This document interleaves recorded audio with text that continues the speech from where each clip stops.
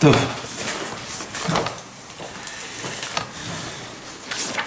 On va continuer Bezrat Hashem.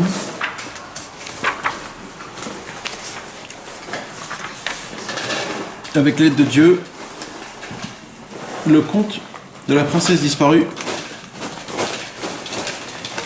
10e partie.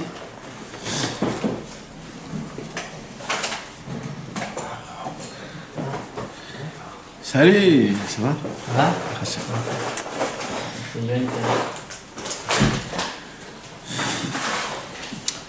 Donc, on était arrivé.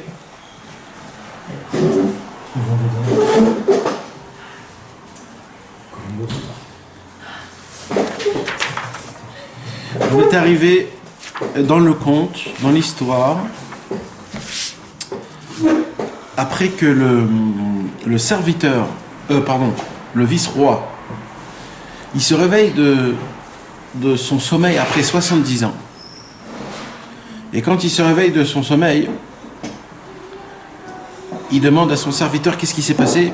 Et là, son serviteur, il lui dit « Ouh là là, ce qui s'est passé pendant 70 ans, imagine-toi qu'est-ce qui peut se passer. » Et il lui raconte tout ce qui s'est passé, combien il a attendu, etc. Et comme quoi la princesse disparue elle-même, elle est venue vers lui et qu'elle a essayé de le réveiller plusieurs fois et qu'elle a beau essayer de le réveiller, de tout faire, de le secouer, de le bouger, elle pleurait, elle a supplié, elle a demandé, elle a essayé, elle a tout fait. Salut. Et bon, mais malheureusement, il ne s'est pas réveillé. Le vice-roi ne s'est pas réveillé. C'est privé ce soir. Et oh.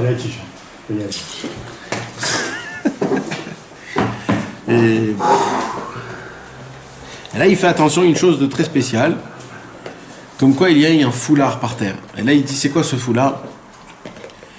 Et il lui raconte comme quoi la princesse disparue a raconté toute son histoire. Il lui a écrit sur le foulard tout ce qui s'est passé, qu'elle est venue, etc., etc., etc. Elle a écrit comment? Par ses larmes de ses yeux. Bon, on a beaucoup parlé. C'est quoi les larmes? C'est quoi le foulard? C'est quoi le... etc., etc. Et là, il a mis devant le soleil aussi. On a expliqué c'est quoi le soleil. C'est la chorma, c'est le tzaddik. Quand on met la Torah devant la tzaddik, devant la chorma, on découvre une nouvelle Torah, etc. Donc, et là, il a compris que quelque chose d'un côté bien, mais d'un autre côté pas très bien. C'est comme c'est une bonne nouvelle et une mauvaise nouvelle. La bonne nouvelle, c'est qu'il sait où elle est, la princesse disparue. La mauvaise nouvelle, c'est qu'un endroit pareil n'existe nulle part sur Terre. Une montagne d'or et un palais de perles. Alors là, pour ça, il faut vraiment se prendre la tête et se demander Shalom.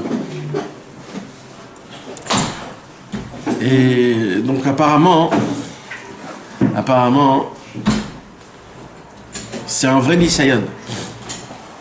Je me suis toujours dit, il y a toujours ce genre de conversation et de sentiments.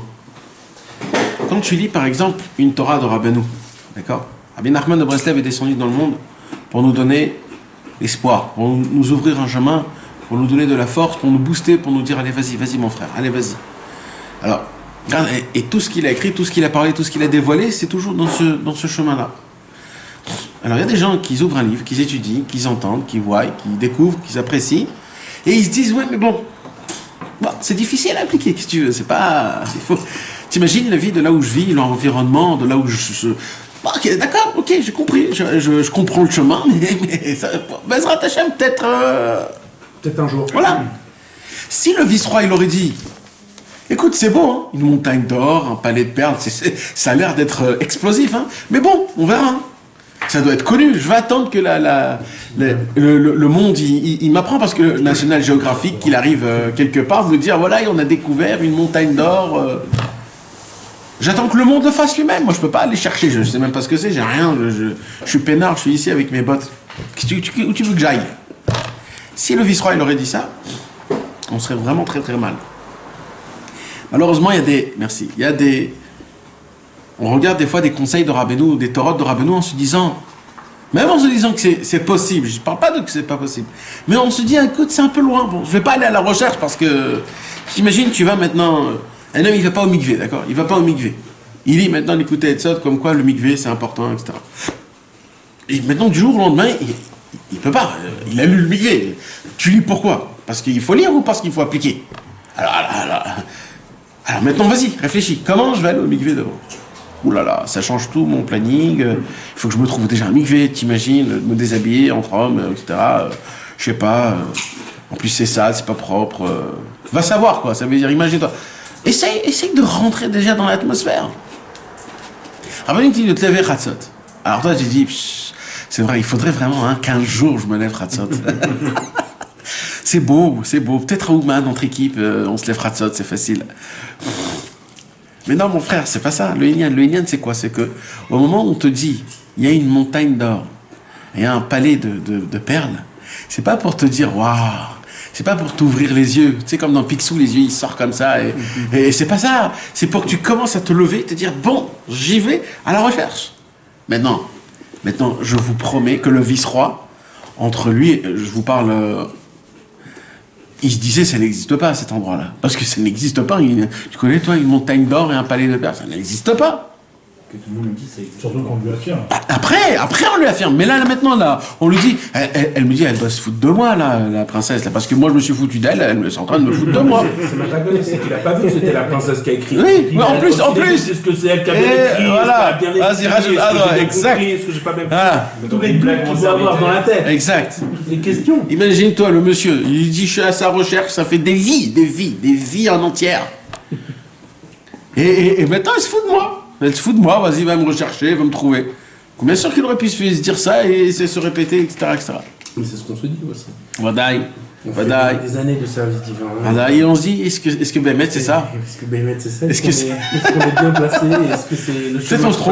Peut-être on se trompe. Peut-être il faut faire autrement. Peut-être on se trompe.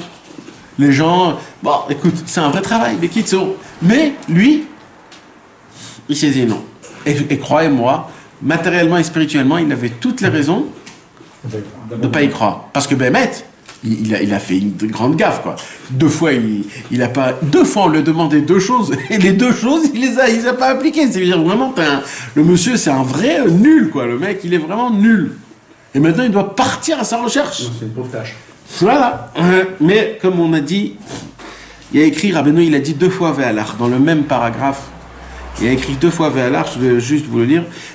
Alors, qu'est-ce qu'il a fait? Premièrement, il a vu que ça va être un vrai chemin. Premièrement, il a dit à son serviteur, écoute, merci beaucoup jusqu'à maintenant, tu m'as servi, c'était très sympathique. Allez, vas-y. Salut frère, Koltou, Litrot, je te laisse tranquille et j'ai plus besoin de toi. Et il a laissé tomber son mécharet. On a dit, c'est quoi le mécharet? Le mécharet, c'est les passions du corps, le corps. Ouais.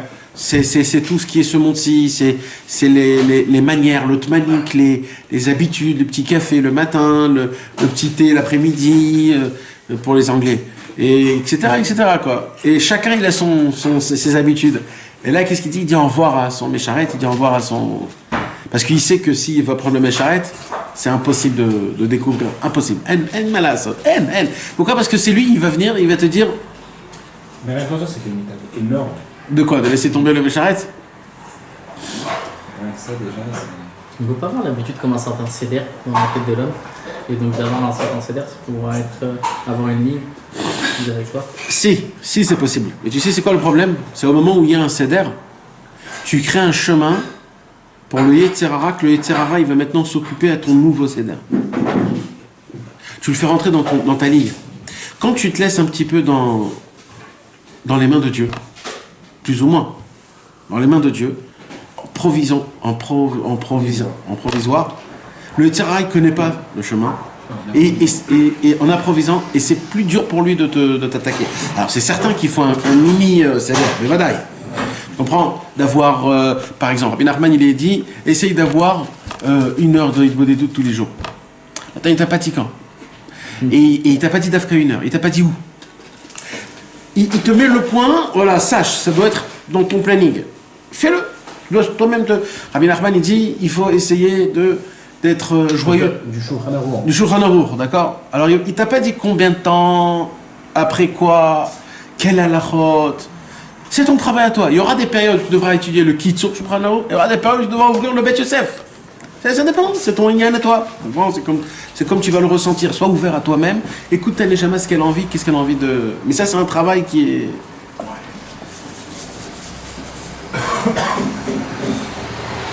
Tu sais, au sujet que tu as parlé du Mécharet, du serviteur. Alors, on a beau se dire, il a laissé tomber, c'est un très grand travail. D'accord ? En vérité, c'est faux. Une fois, tu avais une belle phrase, tu avais dit c'est donner le guet à celui. D'accord, mais c'est pas, je te parle pas de ça là. Là, je te parle d'un vrai tzaddik. C'est pas ça. Là, il a dit au Mécharet, dégage. Tu sais ce que ça veut dire, dégage? Ça veut dire, je prends plus attention à ce que tu me dis. Ça veut dire quoi? Ça veut dire, le matin, je me réveille, j'ai besoin de mon café. C'est ça qui te dit le Mécharet. C'est quoi un Mécharet? Sans que tu le demandes, il te prépare. Voilà, monsieur, Mécharet, le café. Maintenant, c'est quoi ton travail à toi? Il laisse tomber le Mécharet. C'est-à-dire quoi, il laisse tomber le Mécharet? C'est des passions, en fait. C'est tes habitudes du corps. C'est ta zone de confort. Voilà, là où t'es confortable. exactement. Si t'as pas, tu te sens pas bien, si tu commences à être... C'est quoi de dire au Mécharet dégage? C'est de continuer à avoir les envies, mais c'est pas aussi... Parce que le travail du Mécharet, c'est quoi? C'est qu'il vient et qu'il te les amène vers toi. Alors, tu comprends? Tu dois pas trop te casser la tête, ça vient tout seul. Toi, ton travail à toi, c'est de pas prêter attention à ces choses-là. T'as envie d'un café? Mais c'est dans l'honora. Y a pas kol tov shalom. C'est pas trop de rester collé au inyan. D'avoir des envies, toujours on a des envies. Tu peux pas du jour au lendemain Mais c'est de pas s'attacher, de pas dépendre, de pas trop faire de ça un inyan. Tu comprends? Trop faire. Et toi-même, tu essayes. Quand t'as un plat, il manque du sel. Je te dis pour... Non, et pas parce que c'est une mortification ou alors une tava. Dis-toi... Ouais, pourquoi pas, on va goûter sans le sel. Laisse-toi. Ne sois pas trop avec tes habitudes, avec tes plaisirs que tu sais que c'est que comme ça ou comme ça. Mais la vie fait que ce que tu dis, c'est le cas. C'est-à-dire, quand je dis la vie, c'est Dieu. Ça veut dire, t'as des fois des zones de confort. On a guide le café, mais on peut prendre n'importe quel exemple dans la vie. Et on prend le café, il y a des jeunes dans l'année où tu peux pas faire autrement de toute façon. Même si tu veux, tu peux pas. Donc tu te casses malgré tout. Et il y a plein de zones. Donc en fait, même si tu veux pas, t'es obligé de le faire. Il y en a que quand ils ont pas leur café, c'est le jour de jeûne, ils pleurent leur mère. Parce qu'ils ont tellement l'habitude, c'est tellement une zone de confort pour eux, ils sont tellement installés là-dedans. Quand ils sortent de ça, c'est pour eux, pour toi un café c'est rien. Pour eux, c'est comme si qu'ils ont fait toute la Méditerranée à la nage. Non, ce que je dis, ça veut dire, c'est vrai, mais ce que je dis, c'est que des fois, et on va dire la plupart du temps, dans la vie, le bon Dieu, il fait en sorte que tu peux pas vraiment t'attacher à ce que tu as. Non, c'est vrai. Nahon. Et ça, c'est grâce à la Torah. C'est grâce à la Torah quand on applique la Torah. Exact. D'accord, le Shabbat. Pardon. C'est mincha. Plein milieu de la journée. Imagine-toi. Et plein de choses, t'as raison. C'est ça le cadeau d'Akadosh Baruch Hu. Mais... Savoir s'arrêter, de ne pas être dépendant. Mais quand même, il y a toujours des petits trucs. Il y a toujours des petits... C'est d'Afka la paracha de la semaine qu'on a lu. Vi'item Kdoshim ki Kadosh Ani. C'est quoi Kadosh? C'est quoi Kadosh? Il n'y a écrit aucun Inyan. C'est quoi Kadosh? Normalement, la Torah, elle devrait me le dire. Hein? Qu'est-ce qu'il y a? Non, mais je te parle dans la Torah, moi. La Torah, elle te demande soit Kadosh. Alors la Torah, elle doit me dire, ça veut dire quoi? Kadosh? Non? Normalement, c'est ça? Soit saint. C'est quoi ça, Hachem? Il n'est pas écrit. Tout le secret, c'est ça. La Torah, elle te dit comme ça. Alors oui, il y a 613 mitzvot. Justement par rapport à Kippour. Non, pas du tout. Pas du tout. Parashat Kedoshim, c'est après Kippour. C'est Acharemot Kippour. Kedoshim, c'est après. Ouais, bon, cette semaine, oui, il y avait Acharemot et Kedoshim. Acharemot, c'est Kippour. Et Kedoshim, après, c'est toutes les choses qu'il ne faut pas faire. Ne faites pas comme ça, ne faites pas comme ça. La Torah, elle dit, c'est un sav de la Torah, ce qu'il dit Nathan. C'est une mitzvah, Qui a mis Kadosh, car je suis saint, moi. Voilà. Vous serez saint. C'est une obligation du juif d'être saint. Voilà, ça fait partie des 613 mitzvot. Donne-moi le tornit. Exact. C'est quoi? Je fais comment? C'est comme si je te dis, je sais pas moi, deviens ingénieur. Je fais comment? Deviens astronaute. Mais il te parle de ça avec les corbanes. Non, mais non, pas du tout, ça c'est à part.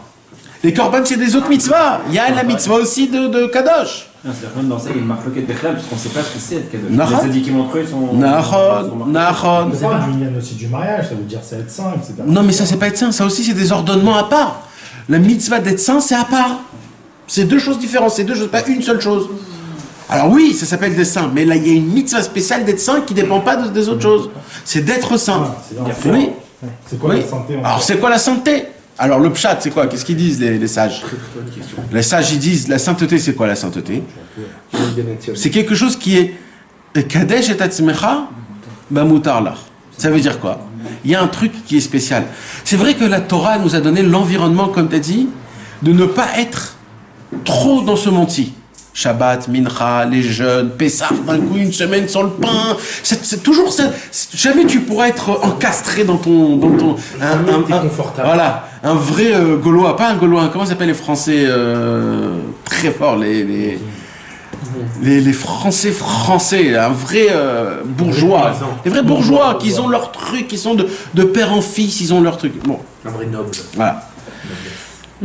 Alors, exact. Et la paracha Kedoshim, elle te dit quoi? Elle te dit, avec tout ça, ça ne suffit pas. La potence. C'est ça le chidouche de la paracha Kedoshim. C'est avec les sites, et c'est ce qu'on va étudier, Bezrat Hashem, parce qu'on n'a pas encore commencé le cours, on va commencer, Bezrat Hashem, c'est que il y a un secret que la Torah, avec tout ce qu'elle te dit, c'est pas comme ça qu'on devient Kadosh. T'as beau appliquer toute la Torah, mais t'es pas encore Kadosh. Pas Kadosh. Voilà. Et la Torah, elle te dit, avec tout ça, il faut que tu sois Kadosh, mon frère. Ah bon? Mais attends. Plus que toute la Torah. Alors, et c'est quoi Kadosh? Comment on peut être saint? Alors la Torah, elle te dit, voilà, il faut que tu aies dans ton cerveau une sorte de...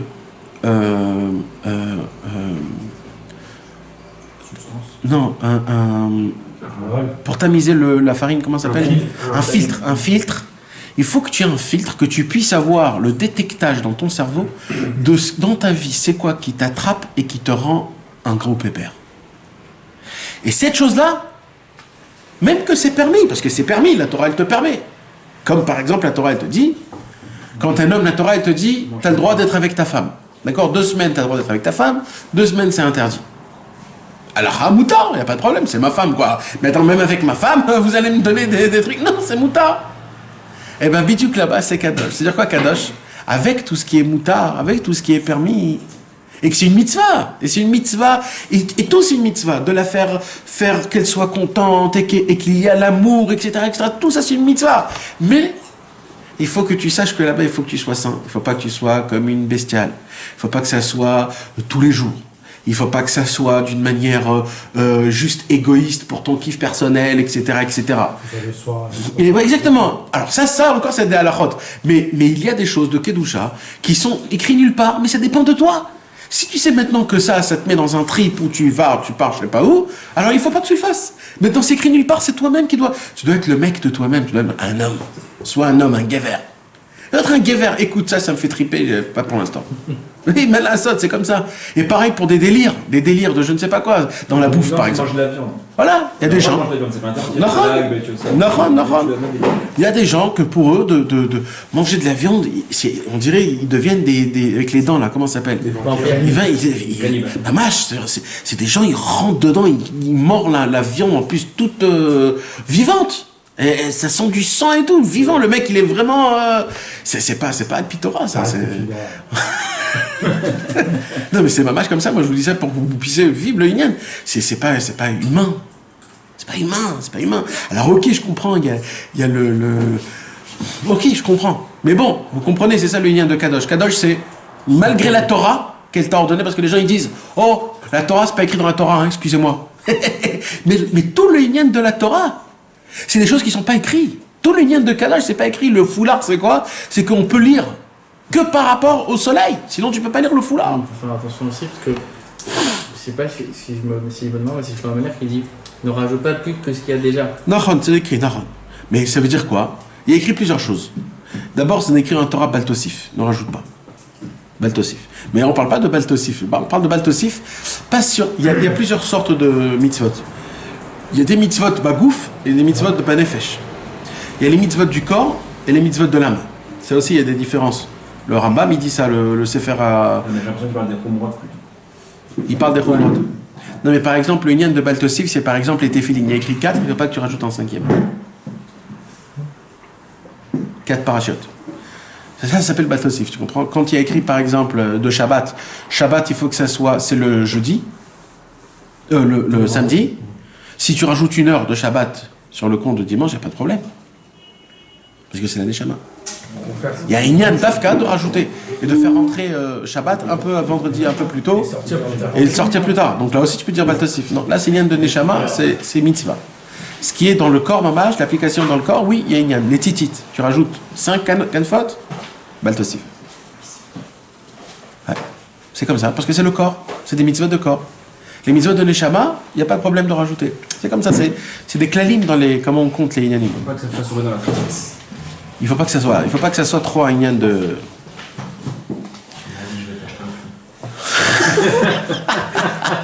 Sans projet.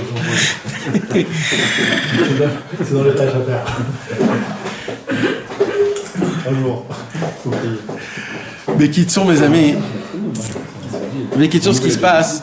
Il se passe que Bémet, le Inyan, c'est que de jeter le Mécharet, de jeter le Mécharet, c'est pas de donner le guet au Mécharet. Regardez comment il y a écrit. Vishir. Shalom Aleichem. Regardez ce qu'il y a écrit. Il y a écrit Veishir et un Mécharet. Ça termine en 2 minutes. Tu l'as laissé. Et il n'y a pas écrit que le Mécharet Azav. Normalement, le Mécharet Azav. Ah, c'est-à-dire que tu l'as laissé et peut-être par-dessus le Mécharet.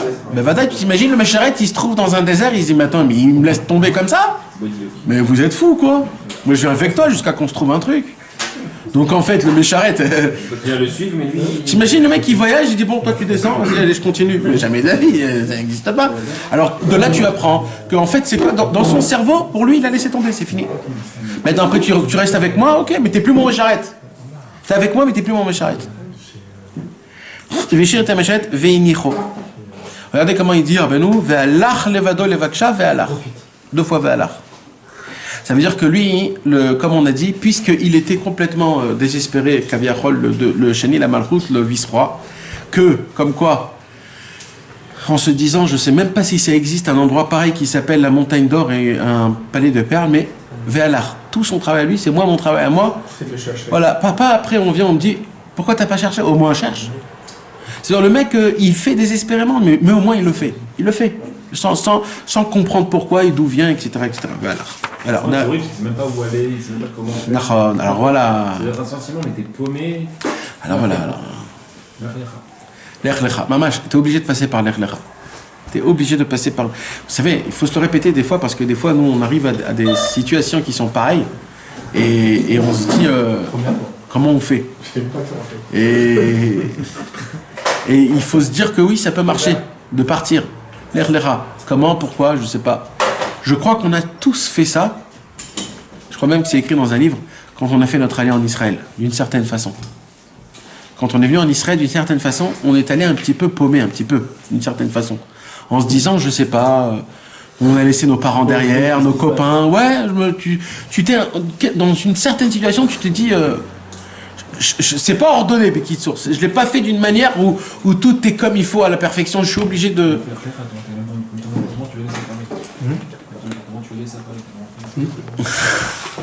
Mais je pense qu'on le fait. Ça, c'est plutôt de la famille. Ouais, je pense qu'on l'a fait. Non, mais oui, ça c'est certain, Quand tu sors de tes habitudes, et tu sais pas qu'est-ce qui va t'attendre. Et tu ne sais pas où tu vas aller maintenant. Tu as envie de changer, la tchouva, c'est un air très aussi. Nachon, bevadaï, en choum safek. Tu fais la vie. Nachon. Parce que Sarrakol, il était dans son palais, le mec, il était tranquille. Hein. Il avait tous les plaisirs du monde. Il était bien à côté du roi, etc. Et il est complètement sorti de son système. Et là, c'est lui.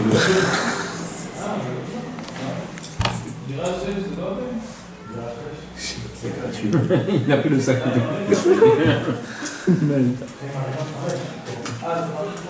Tov. Donc on est arrivé ici la semaine dernière.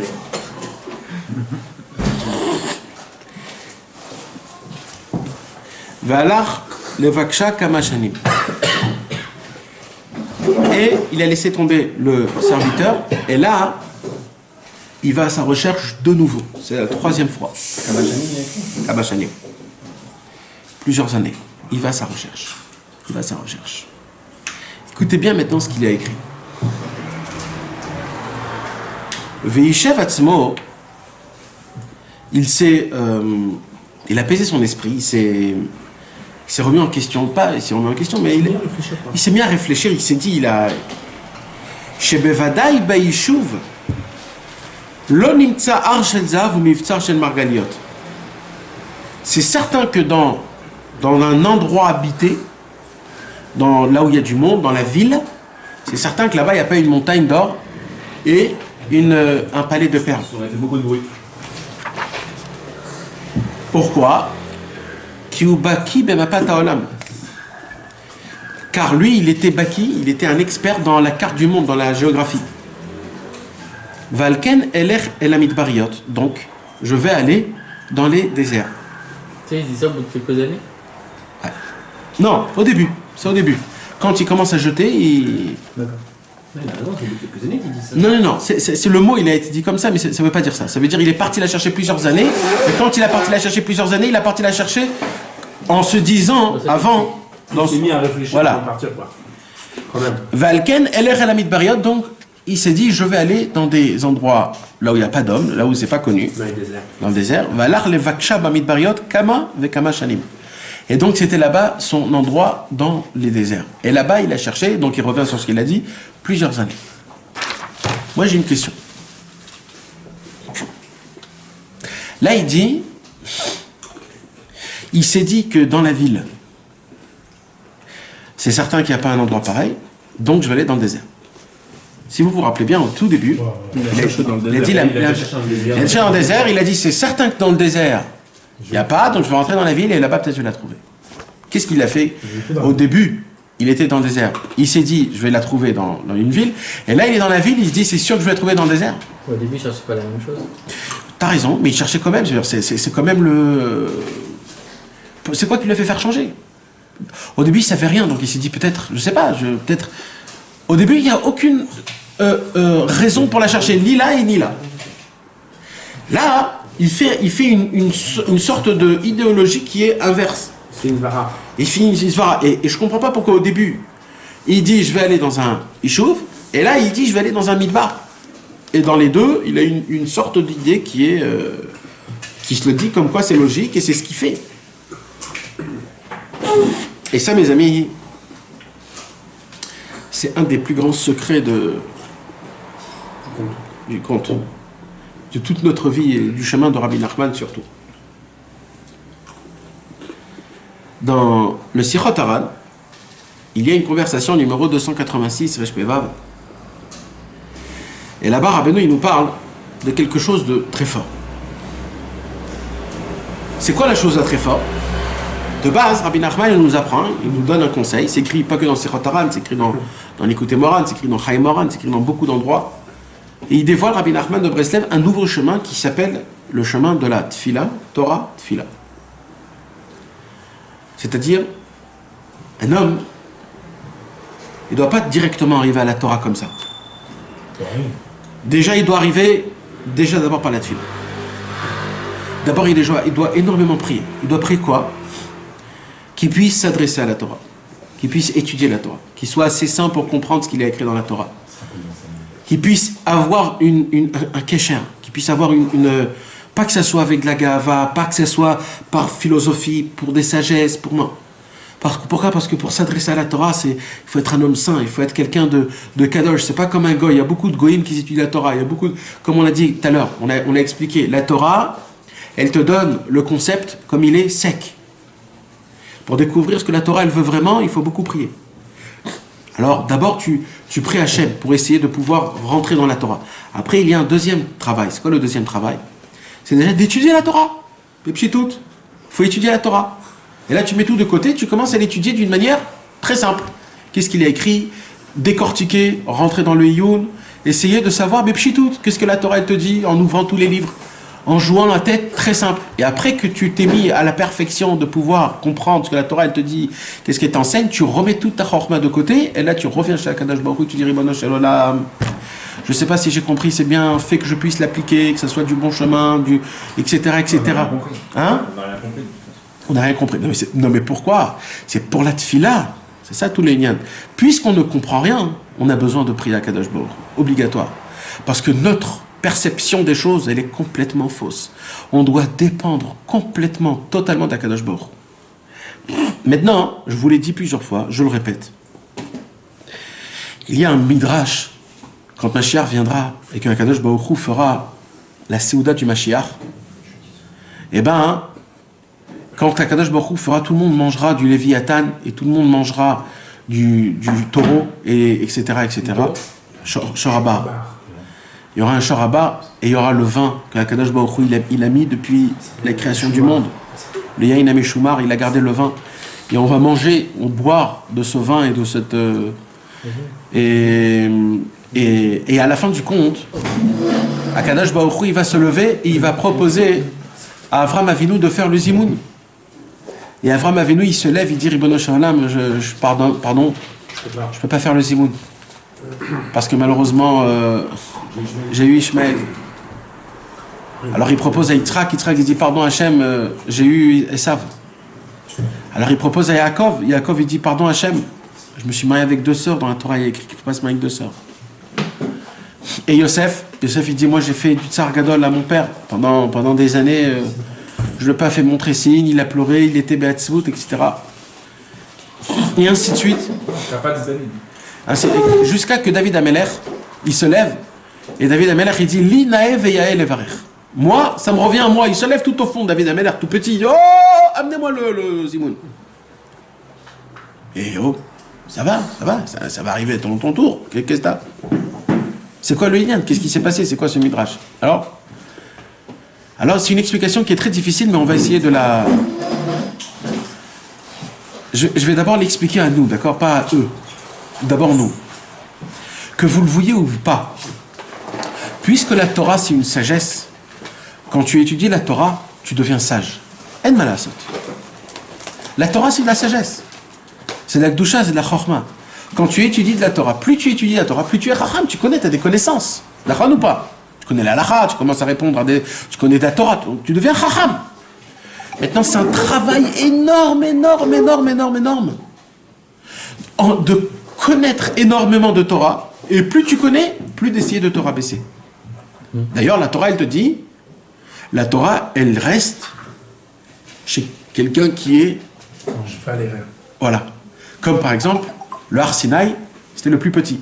Moshe Rabbeinu, c'était le plus petit. La Torah, elle ressemble à de l'eau. Il se voyait le plus petit, Moshe Rabbeinu. La Torah, elle ressemble à de l'eau, et écrit, là où tu la mets, elle descend en pente. D'accord? C'est autre. Toute l'union de la Torah, c'est comment on peut conserver la Torah. Plus un homme il est humble, plus la Torah elle est conservée en lui. C'est comme ça le Inyan. Maintenant, si Chazvé Shalom on ne travaille pas ce Inyan-là, la Torah elle devient une sagesse, et là automatiquement, tu commences à gonfler, à avoir beaucoup de gava et être un grand connaisseur. Mais maintenant, même pour l'homme Anav, d'accord? Viens, on prend maintenant le côté Anav. Un homme, il est Anav, il étudie beaucoup de Torah, il a des connaissances, il a des Hakdamot, il peut répondre à des choses. Donc, comment on peut le dire d'une manière délicate? Il connaît le chemin de Dieu, donc il devient le dirigeant, le parleur de Dieu. Ben non. Pourquoi? Le porte-parole. Il connaissait aussi Dieu. Qui Bilam? Non mais lui il n'a pas étudié la Torah. Lui c'était un prophète. Lui il a perçu la Hachem. Il n'a pas étudié la Torah. D'accord? C'était un prophète des Goïm. Pas parce qu'il connaissait la Torah. Attends, Nathan, mais Bilam il était rempli de gava, frère.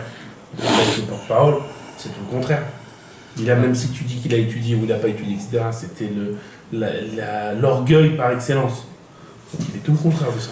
D'accord? Donc maintenant qu'est-ce qui se passe? Il se passe que même quelqu'un qui connaît beaucoup de Torah, le fait est qu'il connaît de la Torah, qu'on lui pose des questions, qu'il donne des drashot, même que tu es un ave, le plus grand ave au monde, il devient, sans qu'il veuille, quelqu'un qu'on appelle un Talmid Chacham ou un Chacham.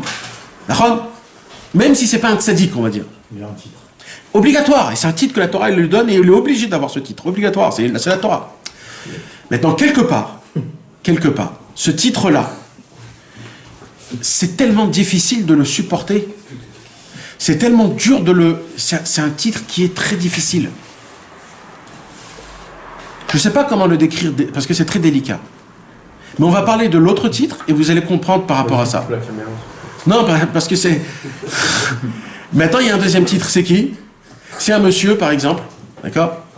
C'est un monsieur que, lui, il étudie la Torah, d'accord ? Il étudie la Torah, mais lui, il étudie la Torah d'une autre façon. C'est quoi son étude de la Torah d'une autre façon ? Une science. Non, c'est que lui, il étudie toute la Torah, il connaît la Torah, et il sait qu'il n'a rien compris. J'ai compris, je n'ai pas compris. Et il est obligé, et qu'est-ce qu'il fait donc pour appliquer, pour essayer d'être dans le Inyan ? Il prie Hachem. Et quand il prie Hachem, il s'adresse à Hachem d'une manière, Hachem, ben, j'ai rien compris, tu es obligé de m'apprendre. Et Akadosh Baruch Hu, Kaviachol, lui apprend de renouveau, et il sait que tout dépend d'Akadosh Baruch Hu. Rabbi Nathan, il donne l'explication exacte. Aujourd'hui, ça n'existe pas, parce qu'aujourd'hui, il n'y a pas de... Mais il dit, c'est ça la différence entre Chacham et Talmid Chacham. Aujourd'hui, un Chacham, ça ne veut pas dire que c'est pas bien, mes amis. Encore une fois, Chaz v'Shalom, on ne parle pas de mal ou pas de mal, d'accord ? On parle de Chacham. Chacham, c'est pas la perfection, il dit Rabbeinu. C'est pas la perfection parce que c'est toi. C'est toi. Tu t'es fatigué, tu t'es rentré dans ton cerveau. C'est toi, c'est toujours toi. Si quelqu'un il vient, il te dit tu t'es trompé, il faudra que tu lui prouves que tu t'es trompé. Si Moshe Rabbeinu lui dit tu te trompes, il voudrait que tu te trompes. Un Talmid Chacham, il a beau monter au plus haut, mais il reste toujours Talmid. Il reste toujours l'élève du Talmid. Et un élève, c'est quoi ? C'est qu'il a toujours quelque part à apprendre. Il dit comme ça, Rabbi Nathan, Avraham, Yitzhak et Yaakov, et Yosef Hatzadik, et tout cela, c'était des Chachamim. Ils ont appris la Torah. Ils ont étudié la Torah. C'est pas de leur faute, parce qu'à l'époque, il n'y avait pas encore le lien de la Tfila. Mais David Amelech, avec toute sa tzadikout, il est venu chez Akadosh Baruch Hu, il a dit Ribono shel olam. Moi, je suis pas comme Avraham, Yitzhak et Yaakov, que ils ont découvert Akadosh Baruch Hu. Eux, c'était des tzadikim, comme on peut même pas s'imaginer, ils ont tout fait. David Amelech, il dit, moi, je viens, Ribono shel olam, en tant que mamzer. On me dit que je suis mamzer, je sais même pas si je suis un mamzer ou pas. Depuis tout petit, on m'a dénigré, on rigole sur moi, ma femme, elle rigole sur moi, mes enfants, ils sont contre moi. Moi, je viens comme ça, en total dévouement envers toi, Ribono shel olam. Mais là, il écrit les Teilim. C'est pour ça qu'il dit, Akadosh Baruch Hu, il dit, qui a le mérite de faire le zimoun ? Qui peut me faire cette bracha-là ? Tu veux savoir dans le Crétorion ? Qui ? Personne peut. Parce que vis-à-vis de toi, tu es tellement grand Hachem, personne ne peut. Mais il n'y a que moi qui peux. Pourquoi il n'y a que moi qui peux ? Parce que moi, de base, je te dis que je suis un zéro. Et que je dépends tout de toi. Et tout ce que j'ai, ça vient de toi. Donc, eux, tout ce qu'ils ont, ça vient de eux-mêmes parce qu'ils se sont fatigués. Mais David Amelech, lui, tout ce qu'il a fait, c'est venu par Hachem, il a demandé par Akadosh Baruch Hu. J'imagine que ça, c'est un Teilim. Tous les Teilim. Ça, c'est tous les Teilim, ils ont été créés comme ça. Et toute la différence entre David Amelech, c'est pour ça que quand David Amelech, il est venu, qu'est-ce qu'il a fait, David ? Il a fait le Teilim sur tout le Chumash. Il y a 5 livres de Teilim sur les 5 livres de Chumash. Il a fait Torah ou Tfila. Il a créé le Torah ou Tfila. Il a créé que malgré que tu étudies tout, prends un Shulchan Aruch. Étudie le Shulchan Aruch. Un Talmid Chacham est sur à côté de toi, il dit, mais attends, je comprends pas. Il faut prier, oui, quand on a des problèmes. Mais je vais pas prier pour étudier la Torah, je comprends pas. Casse-toi la tête. Bien sûr, c'est ton travail à toi, il n'y a pas écrit nulle part. Voilà, j'apprends, il faut se lever le matin, il faut regarder, voilà, c'est écrit, qu'est-ce que tu veux de plus que ça ? Alors quoi, que tu veux l'appliquer ? Mais t'es fou, quoi. Mais réveille-toi, mais casse-toi, mais... Exactement, mais t'es fainéant. Alors étudie le Moussar pour pas que tu sois fainéant. Ça c'est quoi ? Ça c'est l'union de soi-même. Rabbeinu dit, écoute mon frère, aujourd'hui, à l'époque je sais pas, mais aujourd'hui, d'accord ? Aujourd'hui, le service divin ne va pas comme ça. Parce que même la Torah en elle-même, tu ne peux pas l'appliquer de manière qu'Akadosh Baruch Hu il veut que tu l'appliques si tu ne passes pas par la Tfila. Tu peux appliquer la Torah, mais si tu l'appliques en avançant la Tfila avant, c'est beaucoup plus beau et ça brille énormément.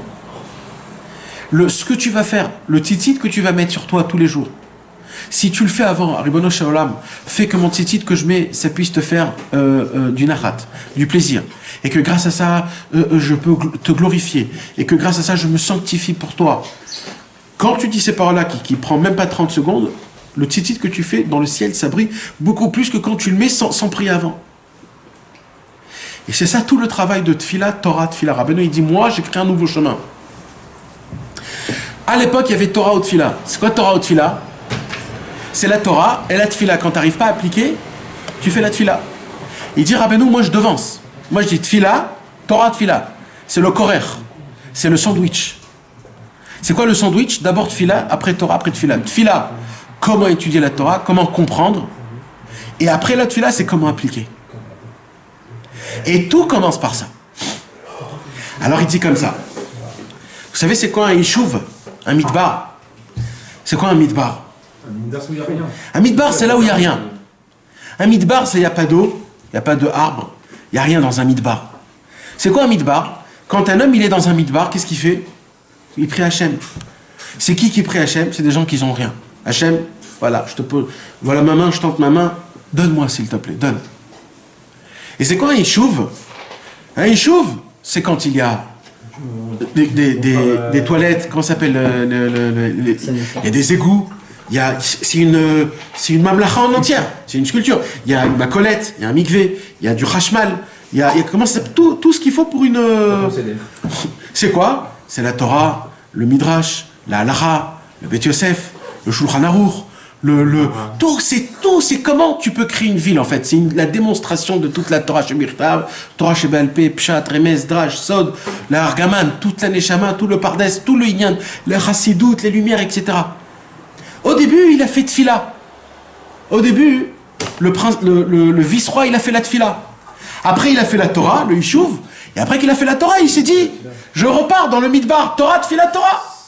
C'est ça tout le Inyan. Maintenant que j'ai fait Torah, Tfila, Torah, Tfila, Torah, Tfila, là je peux trouver le truc. Mais tant que je passe pas par ça, parce que regardez comment c'est beau. Quand il était dans le Yishuv, c'est là où il est tombé 2 fois. Il n'est pas tombé dans le Midbar. Dans le Midbar, il n'est pas tombé. Dans le Yishuv, il est tombé. Il y a une très grande Torah. Vous vous rappelez de quoi je parle, de quoi? C'est où qu'il est tombé 2 fois dans le sommeil? C'est quand il était dans la ville. Quand il était dans le Midbar, il n'est pas tombé. Il y a une très grande Torah du Baal Shem Tov. Il y a une très grande Torah du Baal Shem Tov qui dit comme ça. Il dit, on a vu dans toute la Torah un moussag qui s'appelle Torah Lishma et Torah Shelo Lishma. D'accord? De la manière d'étudier une Torah Leshem Shamaim, et il y a malheureusement une façon de Torah Shelo Lishma. Comme c'est écrit dans la Gemara, Zacha Naaseh Lo Sam Chaim, Lo Zacha Naaseh Lo Sam Avet. Il y a des possibilités d'étudier la Torah et que la Torah elle devient une vitalité, et il y a la possibilité que la Torah devienne elle-même un poison. Il dit le Baal Shem Tov, mais par contre, on n'a pas vu que dans la Tfila, il y a Tfila Lishma et Tfila Shelo Lishma, et on n'a jamais vu que la Tfila, elle peut devenir un poison. C'est un rédouche quand même. La Tfila, c'est tout bon. La Tfila, tu peux pas tomber, parce que même si tu te trompes, c'est quoi la Tfila? Si tu dis Hachem, Hachem, je suis handicapé, je bégaye, je connais rien, je suis pauvre. Tu vas Qu'est-ce que tu vas me reprocher? Que je suis pas beau, que je pue? Je viens vers toi pour ça. Par contre, un monsieur qui est dans une ville, dans sa maison, avec des toilettes, là quand il se salit, oh, va te doucher.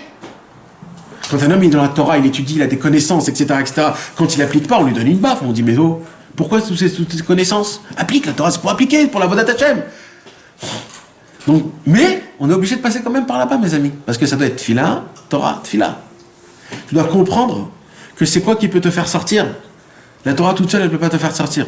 Il faut que tu entoures la Torah d'une fila avant et d'une fila après. Et c'est mamash comme ça. Et on peut l'expliquer aussi de la même manière. C'est quoi? C'est que 2 fois le temple a été détruit. Nahon. Ça a été les 2 fois où il a dormi le vice-roi. Et maintenant que 2 fois il a dormi le vice-roi, 2 fois le temple, il s'est dit malgré que 2 fois le temple il a été détruit, et bien quand même je recherche la princesse disparue dans le Har Moria, dans la montagne d'or et le château de perles. Ça veut dire on est à la recherche du 3e temple. Et c'est qui? C'est nous-mêmes. Mais comment on va arriver à trouver, à prendre le troisième temple? C'est marrant, parce qu'il a dormi 70 ans. Exactement, et c'était 70 ans. C'était 70 ans là. Entre le premier et le deuxième. Ouais. C'est mamage les deux temples, et on est à la recherche du troisième temple. Maintenant, tout se fait comment? Que par la volonté, par l'élanguissement. Et ça, c'est des choses que... Donc, mes amis, tout le lien... Maintenant, c'est quoi le lien de la Torah, de Filat Torah? C'est que malgré tu étudies, malgré tu apprends, malgré ton cerveau, il fonctionne, je te dis, c'est pas toi qui as compris, c'est Akadosh Baruch Hu qui te l'a donné. Vous savez, Rabbeinu, il a dit une Torah, la Torah à 101. Non. La Torah de la Rachmanout, avec la grande et la petite. Koufé. La 105. La Torah 105. Ouais, la Torah 105. Rabbeinu, il dit là-bas, il y a une possibilité d'étudier la Torah d'une manière spirituelle ou pas.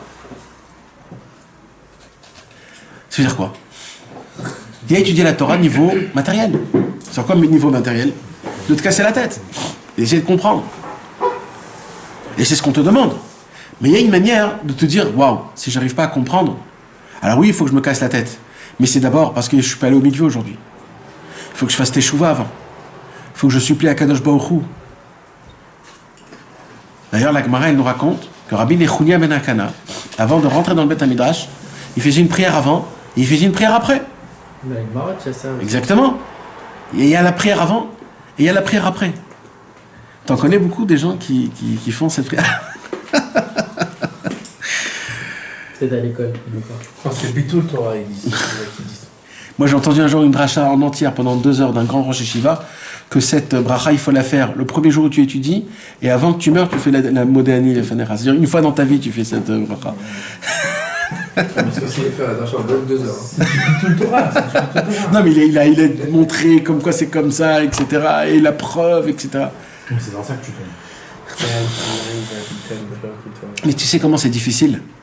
Parce que quand tu apprends quelque chose, tu étudies quelque chose, regarde par exemple, chacun dans le travail de chacun, dans le marchef, chacun dans son travail, d'accord? Il y a une certaine chorma qui se cache derrière. C'est-à-dire, si tu vas d'après le critère que je t'ai donné, tu vas réussir. Si tu vas par un autre critère, tu vas pas réussir. D'accord? C'est normal. Un docteur, il va pas inventer des nouvelles... Il y a des règles. Il y a des règles. Tu peux pas aller contre le règlement. Quand la Torah, elle te donne des règles, elle t'explique, etc. Tu connais. Si tu te casses pas la tête, si tu révises pas, tu pourras pas... Nachon et le Nachon. Le secret de Rabbi Nachman, c'est de recevoir tout par la prière. Rabbi Nachman, il te dit, tu peux tout avoir, mon frère, sans la prière. Tu peux l'avoir. Tu peux avoir ta parnassa sans la prière. Tu peux avoir tes habits sans ta prière. Tu peux avoir ta femme sans ta prière. C'est le monde. Tu peux tout avoir par la prière. Il dit, mais sache, combien c'est beau, combien c'est énorme si tu arrives tout à recevoir que par la prière.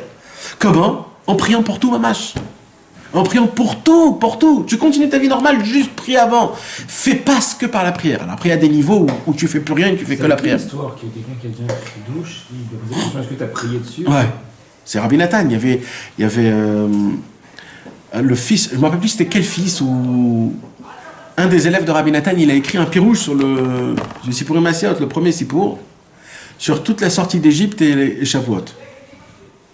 Il a expliqué tout le premier conte, ce qu'on étudie, la princesse disparue, sur le Inyan de la sortie d'Égypte, les 40 jours qu'on a passé pendant, c'est tout le chemin, jusqu'à qu'on arrive à Shavuot, on a reçu la Torah, etc. etc., etc.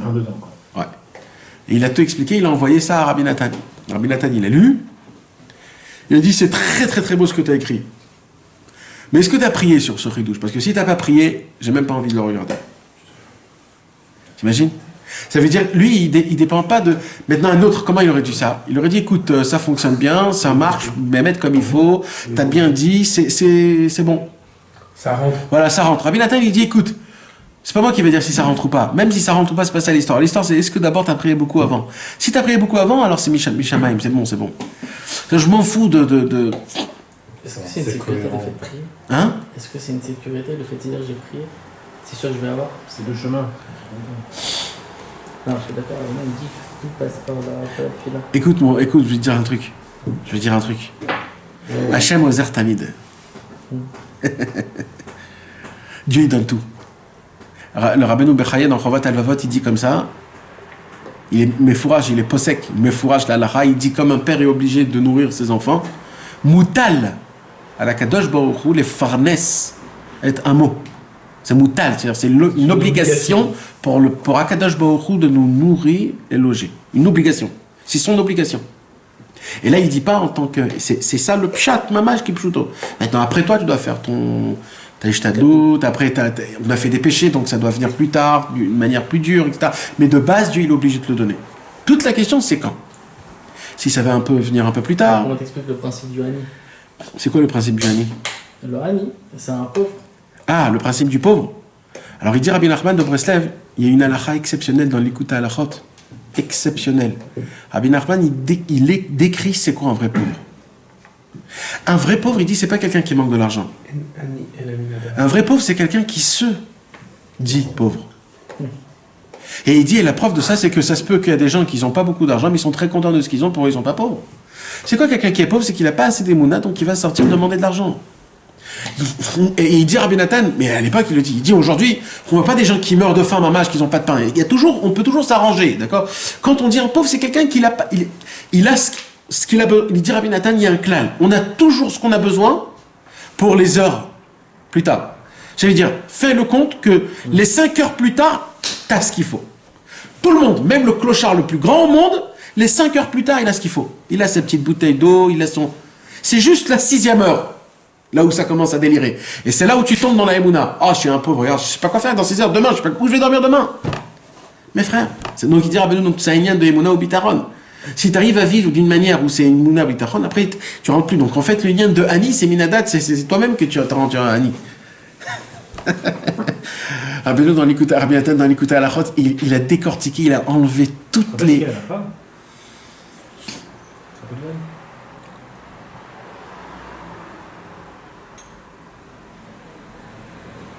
Non. C'est Baal-Chov.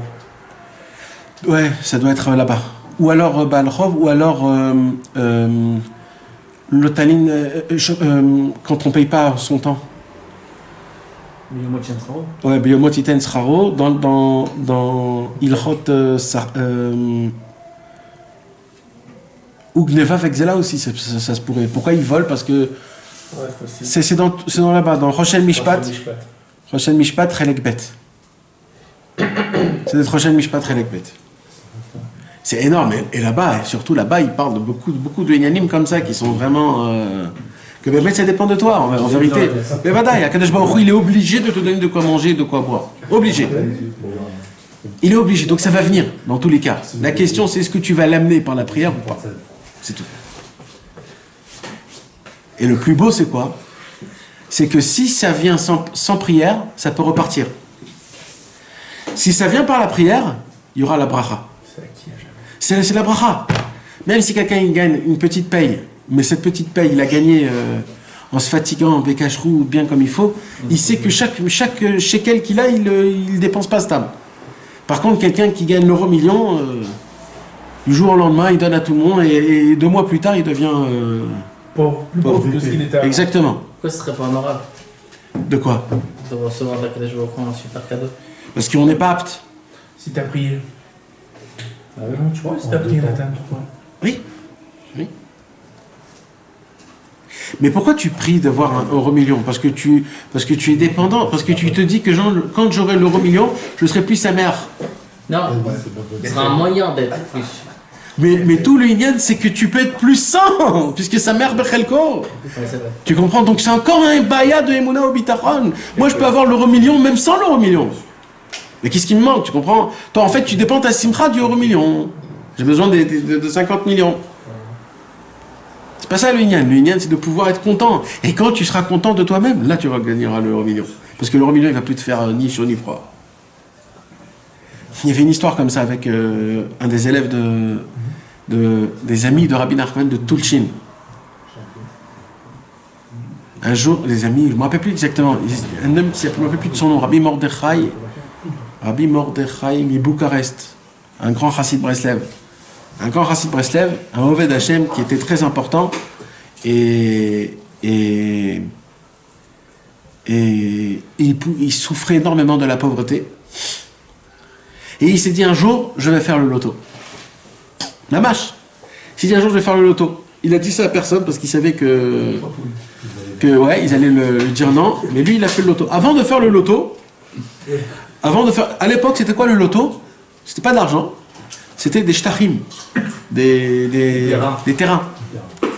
Et il y avait une forêt énorme dans le loto. C'était ça, celui qui gagne la forêt énorme. Rabbi Isaac de Bucarest, pardon. Rabbi Yitzhak de Bucarest. Et il est allé chez Rabbi Nachman de Breslev, chez Rabbeinu dans la tombe, et dit, je t'en supplie, je voudrais beaucoup gagner, mais moi je suis venu pour vous demander quelque chose. C'est que l'argent ne m'aveugle pas. Je sais combien c'est ma mâche. Je veux vraiment... Je veux pas que l'argent me change, je veux pas que l'argent m'aveugle, je veux que ça soit dans toutes vos conditions à vous. Je sais pas de quelle manière, mais il a gagné le gros lot. Il a gagné Mamash. Il a fait le truc, il a gagné. Il a gagné, il est devenu riche d'une manière qu'on peut même pas s'imaginer. Et c'est lui qui donnait à manger et qui nourrissait et logeait tous les kibbutz de Rosh Hashanah à l'époque. C'est lui qui les prenait, c'est lui qui les donnait à manger. C'était une grande... À l'époque, c'était beaucoup de travail. Les Américains, c'est son Gilgoul. Ouais. Et à Pessah, il a rangé tout le monde, etc. Mais il était vraiment un grand... À la Première Guerre mondiale, Rabbi Nachman de Tulchin, il a dit, écoute, il y aura une guerre mondiale, tu vas tout perdre. Alors moi, je te donne un conseil. Prends toute ta richesse et mets-la en trois. Non, mets-la en trois... Comme il a dit Rabbi. Ouais, mets-la en trois. Et prends toute ta richesse et découpe-la en trois. En argent, espèces, en terrain et en massa ou matan, dans les affaires. Et c'est ce qu'il a fait. Il a un tiers il a vendu, un tiers il a mis en espèces et un tiers il a mis en... Et après la guerre mondiale, il a perdu les 2 tiers, les terrains et le massa ou matan. Il lui restait que les espèces qu'il avait cachées. Il est reparti dans, je sais pas où il avait caché l'argent, dans la terre. Il a creusé. Je sais qu'il a découvert son paquet d'argent. Et de ça, on raconte qu'il a donné, nourri, logé des années encore tous les Anshe Shlomenu. Et ils disent, imaginez-vous juste de son tiers qu'il a pu nourrir, loger encore des années tous les Anshe Shlomenu, combien il était riche. Et il a su, Mamash, ne pas tomber dans l'aveuglement de l'argent. Tout le problème, c'est l'aveuglement, c'est la folie des grandeurs. Dès que tu as un peu plus d'argent, tu commences à penser comme je ne sais pas quoi, comme si tu es le patron du monde, c'est toi qui gères tout, mais il faudrait faire ça, il faudrait mettre là, et moi je veux faire ça, et moi je veux faire ça. Mais qui tu es, Birlan? Mais d'où tu te prends pour qui? Exactement, mais tu crois que Dieu il a besoin de toi? C'est toi qui aides les pauvres, c'est toi qui aides les avrichim. Il n'a pas besoin de toi, mon frère. C'est un cadeau qu'Hachem te donne pour que tu puisses... Donc tout le secret de ce qu'on a lu ce soir, mes amis, c'est malgré qu'on a la conscience, c'est malgré qu'on a la connaissance, malgré qu'on connaît, qu'on sait. Sache, dépend pas ta connaissance de Torah par rapport à toi, mais habille-le dans la tfila, avant et après. Avant, pour pouvoir comprendre bien la Torah d'une manière qu'elle soit une Torah qui construit, pas une Torah qui brûle, pas une Torah qui te rend fou, et après de pouvoir l'appliquer de la manière de comment Dieu il veut que tu l'appliques. Et que toute connaissance, tout avodat Hashem, toute application doit passer par la tefila. Et pas juste parce que tu sais, parce que tu connais. Il y a des fois où tu dois passer par ça, et des fois par autrement, par autre chose. Pas toujours on peut savoir par quoi on passe. Des fois un homme, il faut qu'il étudie beaucoup d'halakha. Des fois il faut qu'il étudie beaucoup d'histoire. Des fois il faut qu'il étudie beaucoup de je sais pas, de Gemara ou de... Ça dépend, il y a des moments. Il y a des moments, on ne peut pas savoir, tout doit passer par la tefila, tout doit passer. Et c'est exactement ce qu'il a fait. Pour trouver la princesse disparue, pour Saneshama, pour trouver la montagne d'or, il a dû passer d'abord par les midbar, il a dû passer d'abord par la prière. Après qu'il a fait la prière, il a dit maintenant que j'ai prié assez, alors maintenant je vais rentrer dans le Yishuv, maintenant je vais rentrer dans la Torah. Et là quand il était dans la Torah, il a découvert tout. Il a découvert la princesse, il a parlé avec la princesse, il est rentré dans tous les chemins, on l'a tout découvert, etc. Après, il s'est dit là maintenant, je repars dans le Midbar. C'est pas parce que j'ai prié avant et que je connais la Torah que c'est fini. Maintenant je vais reprier. Je vais reprier. Vous savez, quand on cuit un plat de riz, Quand on cuit un plat, au début, le riz, il faut le brûler. Après, tu mets de l'eau. Après, tu le cuis. Après qu'il est cuit, il n'est pas fini. Après que c'est fini, tu as éteint tu peux pas le manger tout de suite. Non, encore avant ça, il faut qu'il reste fermé pendant 5 minutes. Pourquoi? Pour que la vapeur puisse rentrer dans chaque grain de riz, pour que le grain de riz ne soit pas collé avec l'autre grain. Et après les 5 minutes qu'il a été fermé, tu peux pas aussi encore... Il faut l'ouvrir et laisser encore 5 minutes ouvert pour que la vapeur maintenant elle sorte. Mais c'est pareil pour les pâtes, mes amis. Dans les pâtes, mes amis, quand vous faites un plat de pâtes, d'accord, quand vous le cuisez les pâtes, d'accord, après que c'est cuit, c'est pas terminé. Okay. Il faut jeter l'eau, il faut rincer les pâtes pour que ça. C'est des travaux. Des fois, on croit qu'après qu'on a cuit, c'est fini. Les gens ils croient qu'après que tu as étudié, ça y est, je connais. Mais non, mon frère, tu connais rien. C'est comme là, un homme qui veut faire la halakha, il vient pour devenir un dayan. Il étudie tout le Shulchan Aruch. Il fait le mifran, il connaît tout. Vous croyez que le Rav lui donne la Teuda? Le Rav lui donne pas la Teuda. C'est pas parce que tu connais le Shulchan Aruch que tu deviens un Rav. Va maintenant sortir et va commencer à te coller à un Rav pour voir comment il entend des questions, comment il répond. Il faut que tu aies les tripes, il faut que tu ressens. C'est des choses qui ne sont pas écrites dans la Torah. C'est quelque chose que toi-même, tu dois le découvrir. Comment tu peux le découvrir? C'est que la Siyata d'Ishmael. La Siyata d'Ishmael, c'est que Akadosh Baruch Hu. C'est l'aide d'Hachem. Ça passe que par la prière. On est obligé toute notre vie de faire Tfila, Torah, Tfila. Tfila, Torah, Tfila.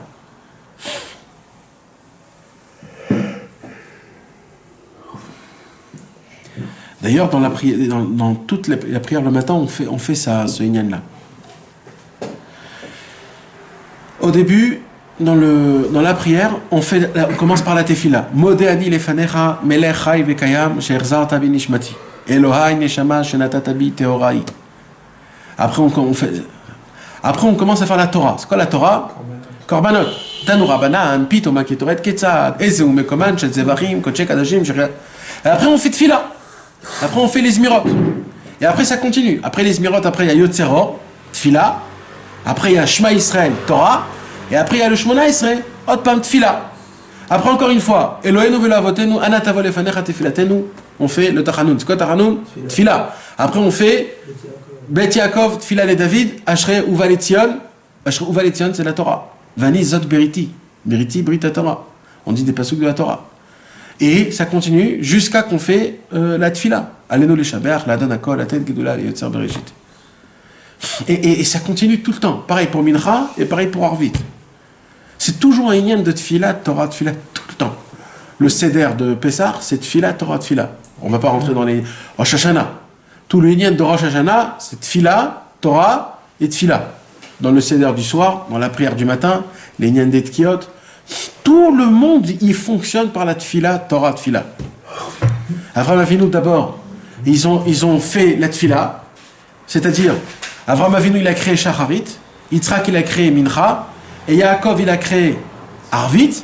Après qu'il y a eu Avraham, Yitzhak et Yaakov, on a reçu la Torah de Moshe Rabbeinu, et après qu'on a reçu la Torah de Moshe Rabbeinu, David Amer, il nous a donné les Télim. Donc, Tfila, Torah, Tfila.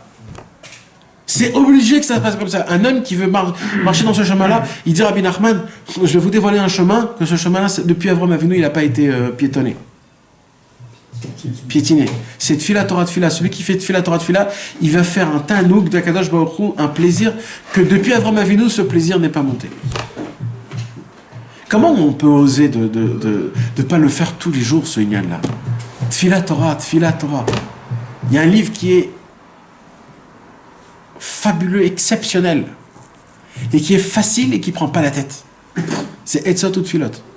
Le Kitvé, des fois, c'est long. Des fois, c'est long, le Kitvé. Mais Etzot ou Tfilot, tu as le conseil et la prière. Conseil, prière, conseil, prière. Ça prend pas plus que 10 minutes.